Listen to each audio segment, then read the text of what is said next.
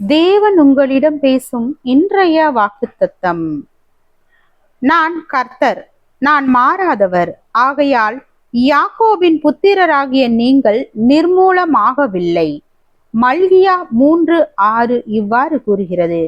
பயங்கரமான புயல் வரும்போது மற்ற பறவைகள் அனைத்தும் பயந்து தங்களை மறைத்து கொள்ள பாதுகாப்பான இடங்களை தேடி ஓடும். ஆனால் கழுகு மட்டும் புயலை கண்டு அஞ்சாது. அது ஒரு உயரமான மலை உச்சிக்கு சென்று காத்திருக்கும்.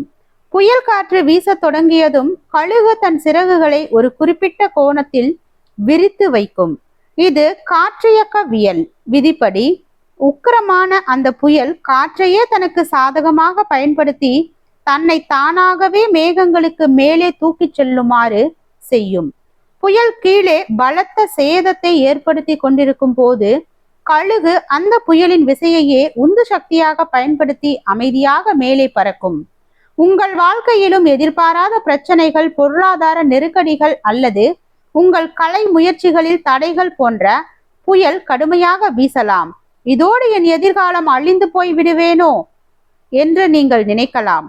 ஆனால் வேதம் இன்று உங்களுக்கு சொல்லும் ரகசியம், சூழ்நிலைகள் மாறலாம், மனிதர்கள் மாறலாம், ஆனால் தேவன் மாறாதவர். அந்த கழுகின் சிறகுகளை தாங்கும் கதிரியக்க விதியை போல மாறாத அவர் உங்களை புயலில் அழிய விடாமல் உறுதியாக தாங்குவார். உங்களை வீழ்த்த அந்த புயலை பயன்படுத்தி அவர் உங்களை இன்னும் உயரத்திற்கு கொண்டு செல்வார். நீங்கள் பிரச்சனைகளை கண்டு ஒளிய வேண்டியதில்லை. இறைவனின் துணையோடு அவற்றிற்கு மேலே பறந்து சாதிக்கப் போகிறீர்கள். ஆமீன்.